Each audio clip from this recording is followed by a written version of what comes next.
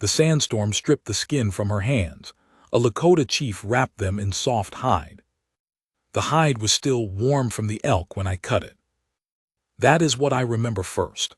Not her face, not the sound she made when we carried her in. The hide.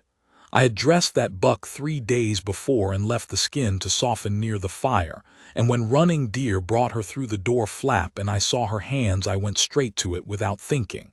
That is what a man does. You see what needs doing and you do it. Her hands were the color of raw liver. The sand had worked under her gloves. She had gloves on, some kind of riding gloves stitched with yellow thread, and the storm had found its way through the seams and scoured her to the bone practically. Not the bone, but close. The skin on her palms and across all 4 fingers of her right hand had lifted in long ribbons. She was not crying. That is the other thing I remember. A woman in that kind of pain, and she was not making a sound. Running Deer said he found her in the draw below Red Tooth Rock, curled against the cutbank with her horse dead half a mile back. The animal had gone down in the storm and she had walked. She had walked maybe 3 miles in a full plains blower, the kind that peels the bark off cottonwoods and fills a man's lungs with grit if he breathes wrong. I told Running Deer to bring water and to send his wife for the yarrow paste. Then I sat down across from the woman and I looked at her. She was white. That was not unusual, not by then. We had seen plenty of whites come through, traders mostly, a few settlers who had gotten turned around in the breaks. What was unusual was the way she looked back. Most whites, when they find themselves in a Lakota lodge with a man my size sitting across from them, they show their fear. Their eyes do a thing. This woman's eyes did not do that thing. She was looking at me the way you look at something you are trying to understand, steady and without flinching, and her hands were in her lap, and she had not tried to hide them or cover them or make them seem less bad than they were. I asked her in English if she could understand me. She said yes. I asked her name. Marin, she said, Marin Lund. I told her my name, the one whites used, Thomas, the other one, the real one I kept. I said, I am going to wrap your hands, it will hurt. She said, I know. That was the whole of the first conversation. The yarrow paste was the old recipe, the one my mother's mother had carried. You had to time it right or it set too fast. Running Deer's wife, a good woman named Spotted Calf, she knew the timing and she mixed it without being told how. I cleaned the wounds first with water we had boiled with cedar bark. Marin Lund made a sound then. Just once, just one short tight sound, and then she pressed her mouth together and held it. I have tended a lot of wounds, men after raids, boys who got careless with knives. My own brother, the time the horse came down on him. You learn something about a person in those minutes. Some scream, some go away somewhere inside, some try to talk through it and say things that don't make sense. She did none of those. She breathed, slow and deliberate like she was counting breaths, and she watched my hands working on her hands and she stayed present. That takes something, not toughness exactly, something deeper than toughness. Toughness is the outside, what she had was on the inside. I wrapped them in the elk hide, the soft inner part, cut in long strips, tied them with sinew, not tight, just firm. When I was done, she lifted both hands and looked at them and then looked at me. Thank you, she said. Sleep, I said. She slept. I will tell you what the camp thought, because it matters to what came after. My people had seen me do harder things. I had led 37 men against a Crow raiding party when I was 24 years old and brought 29 of them home. I had kept this band fed through 2 bad winters by knowing where the elk went when the grass died. I had negotiated with 3 different Indian agents and kept my people from being moved to land that would have killed them. The camp knew what I was. They knew what I could do. But some of the older women, the ones who kept the old way very close, they watched from a distance when I brought this white woman in. Not hostile exactly, watchful, waiting to see. There is always a test when you do something that goes against the easy path.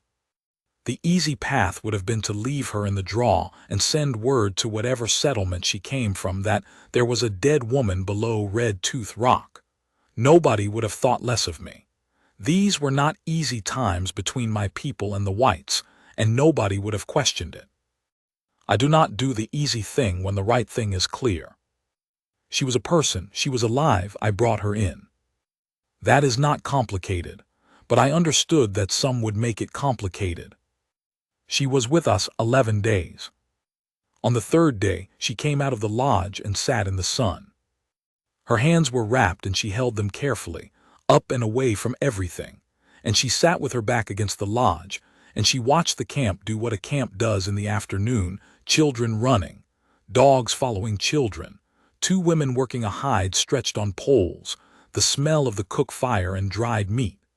She watched all of this with the same quiet attention she had given my hands when I was wrapping hers. I brought her something to eat. She said thank you again. She asked what it was. I told her. She ate it without making a face. After a while she said, "You speak English very well." I said, "I know." She said, "Where did you learn it?" I told her about the missionary school, the one I had gone to for 3 winters when I was young, before I came back to the camp and my grandfather put a bow in my hands and told me to forget whatever those men had said about who I was. I did not forget the language. The rest I forgot. She listened without interrupting. That is rarer than you might think. When I was done, she said, "I learned Norwegian first. My parents came over when I was 4. English was always a little behind for me." I said, "You speak it without an accent." She said, "I worked very hard at it. People don't listen as well when they hear an accent." I thought about that. I knew something about that. On the 5th day, Spotted Calf changed the wrappings. Maren Lund came to find me afterward in the early evening, when I was checking on the horses. She walked up and she stood beside me and watched me run my hands down the near foreleg of my good roan. She said, "Spotted Calf told me you've been giving me your good salve." I said, "The yarrow." She said you use it on the war wounds, that it's hard to make. I said, "It heals clean." She said, "You didn't have to do that." I looked at her. I said, "You were hurt." She held my gaze for a moment, and then she looked at the roan. She said, "My husband died last spring. I was trying to get to my sister in Rawlins. I got turned around in the brakes." She stopped. Then she said, "I thought I was going to die in that draw." I did not say anything. Sometimes silence is the right answer. She said, "I don't think I was scared. I'm not sure why I wasn't scared. Maybe I was too tired." I said, "Or maybe you are braver than you think." She looked at me again. It was the kind of look where the person is deciding whether you mean it or whether you are just being kind. She decided I meant it. "Thank you," she said. The 3rd time she had said that. Each time it had meant something different. On the 7th day, the Crow Scout came. He rode in with 2 others under a flag, which meant they wanted to talk. His name was Lame Bull, and I had known him for years, which meant I knew exactly how much to trust him and how much to watch. We sat outside, and his men stood back by their horses, and he told me that a group of white men from Casper had been asking about a woman traveling alone, offering money for information. He looked past me at the camp, at Maren Lund sitting in the sun with Spotted Calf. He said the men from Casper were not friendly-looking men. I thanked him. I gave him a good knife and 2 blankets, which was what courtesy required. He rode out, and I watched him go all the way to the tree line. Then I called Running Deer and 2 of my best men, and I told them what we were going to do. They came 2 days later, 4 men not from Casper that had been wrong or a lie. They came from the south, from the direction of the Laramie Road, and they stopped at the edge of camp, and one of them called out in a loud voice that they were looking for a woman named of Lund, and they had reason to believe she was here. I walked out to meet them alone. The man who had called out was big, soft in the middle, wearing a coat that had been expensive once. He had the eyes of a man who had never been told no by someone he couldn't buy or bully. I have seen those eyes my whole life. They do not scare me. He said, "We're here for the woman." I said, "What woman?" He said, "Don't play games. We know she's here." I said, "There are many women in this camp. They are Lakota women. They live here." He shifted in his saddle. He said, "The white woman, the widow." Maren Lund. I said, "I don't know that name." The man looked at the three others. He looked back at me and at my camp, at Running Deer and my two men standing loose and easy 30 feet behind me, at the 20 or so people visible going about their business, at the horses and the dogs and the children who had stopped playing and were watching. He made a calculation. Men like him always make a calculation. He said, "We'll be back." I said, "I will be here." They rode south. They did not come back. That evening Maren Lund came to find me again. The sun was going, painting everything that flat copper color the plains get at dusk, and she stood in it and her face was serious. She said, "I heard." I said, "It's handled." She said, "What do they want with me?" I told her what I thought, that her husband had owed money to somebody, or had something somebody wanted, and now that he was dead they thought the widow was easy prey. This was not an unusual story. I had seen it before. She said, "My husband had debts. I didn't know how many until after he died." I said, "It doesn't matter now." She said, "It matters to me. He was my husband." She was quiet for a moment. He wasn't a bad man, he was just not careful. I said, "A lot of men aren't careful." She looked at me for a long time then, in that copper light. She said, "You are, though, careful. You saw exactly what those men were and you sent them away with one conversation. You made them afraid of you without threatening them. How do you do that?" I said, "I have been doing it a long time." She said, "No, it's more than practice. You know who you are, that's what they felt. Men like that, they test for weakness, and when they don't find any they go look somewhere else." She paused. "I've been trying to figure out what you are since the day your man brought me in." I said, "And what have you decided?" She said, "I've decided you are exactly what you appear to be. That's very rare." I did not have an answer for that. I turned and looked out at the plains going dark and the first stars starting. On the 9th day, her hands had healed enough that the outer wrapping came off. Spotted Calf unwrapped them, and I was there to see. The skin had come back pink and clean, no infection, the edges sealed. It would be tender for a while. She would have some scarring on the right palm, a little nothing that would trouble her. Spotted Calf clucked and nodded and said something in Lakota that meant she was satisfied with the work. Maren Lund flexed her fingers carefully, and then she pressed both palms flat on the ground, on the earth, just to feel it again. That was what she did. She pressed her newly healed hands to the ground. I thought about that for a long time afterward. A woman who had come that close to losing her hands, and the first thing she did when they healed was touch the ground. She was not the kind of woman who let things pass through her without feeling them. Everything landed. On the 11th day, Running Deer came back with a horse for her. A good gray mare, not a young horse but a sound one, with good feet and a steady temperament. I had sent him to the trader's post 2 days before with a list of what I needed for the journey and the money to get it. I told Maren Lund I would ride with her to Rawlins myself. She looked at me for a moment, trying to understand what that meant, the chief of the band leaving for 4 days to escort one woman through the breaks. She said, "You don't have to do that." I said, "The men who came will have told others. The road through the breaks has 2 bad stretches. You should not ride it alone." She said, "Is that the reason?" I said, "Yes." She was quiet, then she said, "All right." We rode 4 days. The first day she was quiet. I think she was sorting through things in her head, her husband, the debts, the men from Laramie or wherever they had actually come from, what she was riding toward. I let her be quiet. There is nothing wrong with silence on a long trail. It is only people who are uncomfortable with themselves who can't stand it. On the second day, she began to talk. She told me about Norway, about the farm her father had left, about the harbor they had sailed out of on a gray November morning when she was 4 years old, about how the water had gone on forever and she had not understood that anything could be that large.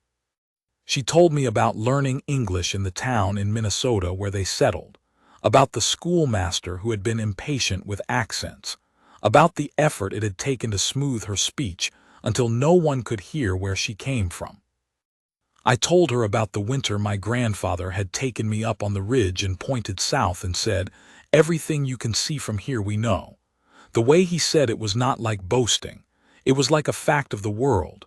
We know this land. It is ours to know. She said, "Is that still true, that you know it?" I said, "We know it less every year." She looked at me, she said, "I'm sorry." I said, "Don't be sorry, just understand it." She thought about that a while. Then she said, "I do understand it, not the way you do. But I understand losing a thing that was supposed to be permanent." The third day was cold, a front coming down from the north, and we rode closer together for the warmth, and because the trail narrowed through a long stretch of broken shale. Her mare was good on the shale, picking her feet up properly, and I noticed that Maren Lund rode with her weight right, not fighting the horse. A woman who knew horses. I had not known that. I said, "Where did you learn to ride like that?" She said, "My husband taught me. That's the one good thing I can say about him without qualification. He was a good horseman and he taught me right." I said, "He taught you well." She said, "He did." There was something in the way she said it, not bitterness, not grief exactly. Something in between. The way you talk about a thing that cost you something, and you are still working out whether it was worth it. That night we camped in a shallow canyon with good grass and a trickle of water, and she made the fire and I handled the horses, and when we sat down to eat she handed me my portion first before she served herself. I noticed that. A small thing, but small things say what large things can't. On the fourth morning we came over the last ridge, and Rawlins was below us, small and gray in the early light, smoke coming up from 3 or 4 chimneys. We stopped on the ridge and looked at it. She said, "My sister's name is Breda. She married a man who runs the freight office." She paused. "She'll be surprised to see me arrive with." She stopped. I said, "With a Lakota chief." She said, "I was going to say with such good company." I looked at her. She was not smiling, not exactly, but her eyes were. I said, "I will ride down with you as far as the edge of town." She said, "I know the men." I said, "Just to be sure." She nodded. We rode down. At the edge of town, where the wagon track met the first buildings, I stopped. She stopped beside me. We could see a woman in an apron standing in a doorway half a block down, watching us. The sister, I thought. She had the same set to her jaw. Maren Lund reached over and put her hand on my arm. Her right hand, the one that had been the worst, the one with the new pink scar across the palm. She wrapped her fingers around my forearm and held on for a moment. She said, "I know who you are." 4 words, that is all. But she said it the way a person says something true, not something kind, and she looked at me while she said it, straight and clear and without any softness in it that wasn't earned. And I knew she did not mean it the way most people mean it when they say it, as a kind of courtesy, as acknowledgement of a name. She meant it the way my grandfather had meant it standing on the ridge looking south. She meant, "I see what you are. I have seen you now. I am not going to pretend otherwise." A man can go a long time without being seen like that. Most of my life, if I am honest, I had been looked at with fear or curiosity or calculation, or the particular blankness of people who have decided you are not real enough to see properly. Even among my own people, a chief is sometimes looked at instead of seen. The office of the thing, not the man inside it. She saw the man inside it. I put my hand over hers for a moment, just a moment, then I straightened. I said, "Go to your sister." She said, "Stay safe on the road back." I said, "I always do." She almost smiled then, the corner of her mouth just. Then she rode into town, and I watched her go all the way to the door where her sister was waiting, and I watched the two women hold each other, and then I turned the roan north and I rode. I have told this story before, not often. My son asked me once years later why I had gone myself instead of sending Running Deer or one of the other men, and I told him the truth, because I had wanted to. He said, "Why?" I said, "Because she deserved to arrive safely, and because I wanted to be the one who made sure of it." He thought about that. He was 19, old enough to understand the shape of it if not all of it. He said, "Did you ever see her again?" I said, "No." He said, "Did you want to?" I said, "That is not the right question. The right question is whether she was all right, and she was. Her sister's husband turned out to be a fair man. She found good land eventually. I heard that from the trader 6 years later. He had heard it from somebody else." My son was quiet for a while. Then he said, "She was right. You are exactly what you appear to be." It is a strange thing when your own son says back to you what a woman said once on a ridge in the early morning. Strange and right at the same time. I have been a great many things in my life: a warrior, a leader, a father, a man who has buried people he loved, a man who has sat across from government men and held his ground while they tried every angle to take what was ours, a man who has gone hungry so others didn't have to. But I think of all the things I have been, the one that sits quietest in me is this: a man who saw what needed doing and did it, who did not turn away from something hard just because it was easier to turn away, who put his hands on something broken and tried to make it whole. The roan brought me home in 3 days. The camp was as I had left it. My fire was still warm. I sat down beside it, and I held my hands out to the heat, and I thought about a woman pressing her newly healed palms to the ground, just to feel it again. That is a person who understands something most people don't: that being alive is not nothing, that the ground under your hands is a gift. I knew that already, but it is good to be reminded.